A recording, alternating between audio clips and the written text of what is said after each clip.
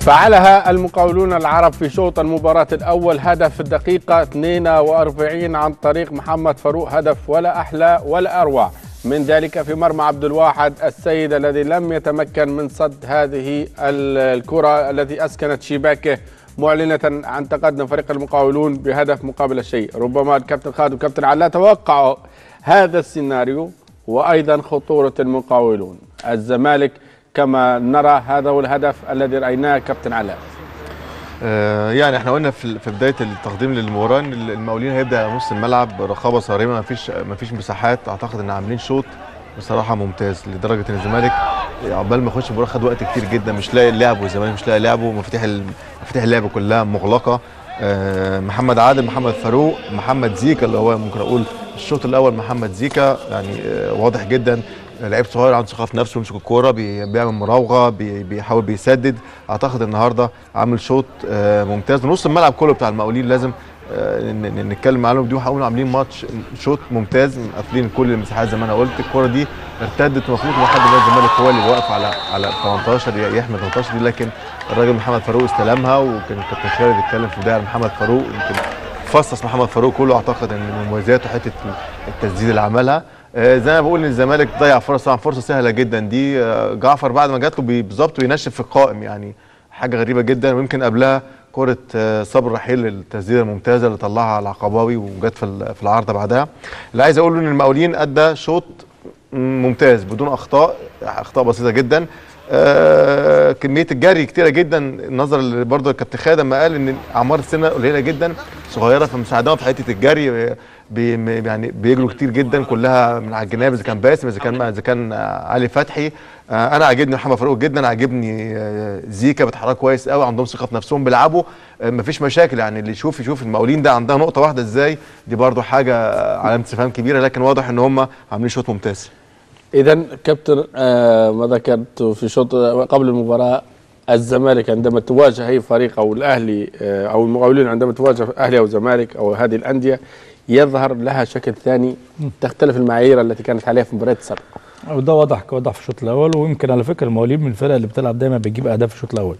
يعني المقاولين دايما بيتقدم على الفرق، وبعد كده بيحصل تعادل وبيحصل هزيمة بالنسبة لفرقة المقاولين. النهارده المباراة مختلفة تماما. يعني المقاولين زي ما اتكلمت انا وكابتن علاء قبل المباراة، اتكلمت على الجزئيات بتاعة المقاولين في حتة الانتشار، والانتشار ده يعني مساعدهم حتة المعدل البدني. هبدأ بالمقاولين لأنه لعب بطريقتين. الطريقة الأولى 4-1 في النواحي الدفاعية، يعني كان بيلعب محمد عادل امام الاربع مدافعين، وسوسته وفاروق والحاسي وزيكا امام محمد عادل، وسايبين موسى كبير فقط لا غير. وده قفل كل مساحات او الانتشار بتاع نادي الزمالك في التحول اللي هو من الاطراف بالنسبه لسمير او عمر جابر. 2 في التعديل طريقه 4-2-3-1 وضحت لما محمد فاروق احرز الهدف. الاربعه كان بيحط الحاسي وعادل للتامين في الهجمه المرتده للزمالك، ويلعب بثلاثه امامين سوسته وفاروق وزيكا، وسوسته كان بياخد تحت صانع زيكا، فاروق كان بياخد تحت صانع العاب، ويمكن الكره اللي جت الهدف ده منها. 3 الاعتماد على الهجمه المرتده كانت من على الجبهه اليسرى او عند باسم علي قليل جدا، وده طبعا واضح ان انتشارهم كان ممتاز. اكثر من 5 لاعبين من خط الدفاع، وخصوصا لما بتتكلم ان موسى كبير كان ممكن كمان يرجع على الدايره، يعني بيلعبوا 4-6، وده كان تكتيك او تنظيم رائع جدا. وانا في رايي اهم ما ميز المقاولين في الشوط الاول هو التنظيم الدفاعي الرائع من كل اللاعبين. ويمكن انت كنت ذكرت الميلان والبارسا، فانا بكلمك حته التنظيم دي كانت اكثر ممتازه بالنسبه للمقاولين. الزمالك ماتت الاطراف، مات الفريق. لم نرى صبر رحيل سواء اول كره بالنسبه له التسديد اللي شاطها وجت في العارضه، وغير كده عبد الشافي غير موجود، عمر جابر غير موجود، احمد سمير غير موجود، احمد عيد عبد الملك غير موجود. وده جاي ليه؟ جاي من الكفاءه العاليه بتاعه زيكا انه عامل الدور دفاع كويس، بتاع محمد فاروق عامل دور الدفاع كويس جدا. عشان كده عاملين جاب كبير ما بين وسط الزمالك اذا كان عبد الشافي او عمر جابر مع بقيه اللاعبين. 2 الرقابه المفروضه على مفاتيح اللعب، مساعدهم على كده البطء الكبير اللي موجود بالنسبه لعيبه الزمالك. رقابه مفروضه على عيد بكثره عدايه من خط الدفاع من اللعيبه المدافعين، بكثره عدايه موجوده لعبد الشافي. حتى عبد الشافي كان بيخش العمق عشان يفتح مساحه لصبر رحيل، واعتقد ان صبري افضلهم هو ونور السيد. 2 لا وجود لصناعه اللعب اللي هي المفروض بس هو الكور الطويله عشان التكتل اللي معمول ب5 لعيبه في نص الملعب من لعيبه المقاولين. نور السيد الوحيد اللي بيعمل كور خلف المدافعين، ولكن في النهايه برضه بتصطدم ب4 مدافعين. انا في رايي عاملين مباراه ممتازه جدا اذا كان علي فتحي، محمود عزت، تجاني شمس الدين وباسم علي. إذا مشاهدينا الكرام سنتواصل معكم، ولكن نذهب إلى فاصل لكي نواصل. ابقوا معنا.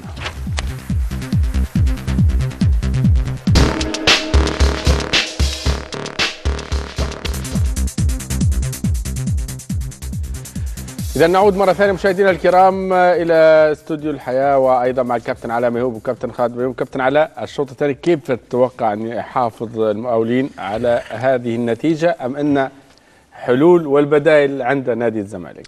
هو انا هقول تخوف ان المقاولين كالعاده بتاعت الكره المصريه يرجع تراجع ويدافع على الهدف اللي هو جابه من بدري، واعتقد هيدي فرصه لنادي الزمالك ان هو يبدا يعمل هجوم ضاغط ويدور على الهدف اللي هو هدف التعادل. النادي الزمالك اعتقد على اساس عشان يعني يكسب او يلعب لعبه لازم يستعمل اجناب كويس قوي، لازم يكون في سرعه في نص الملعب، سرعه اداء، سرعه حركه، سرعه تفكير اساسا. اللي في بطء جامد جدا في نص الملعب الزمالك في الحركه نفسها. الزمالك كابتن خالد الوحيد اللي بيلعب كوره قدام نور السيد.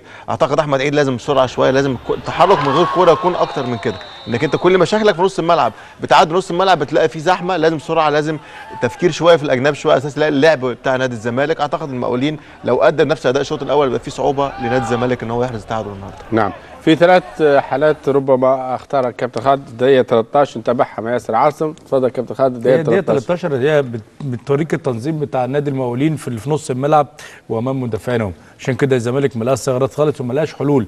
لا مش هي دي الكوره. دقيقة 13 اللي قبلها.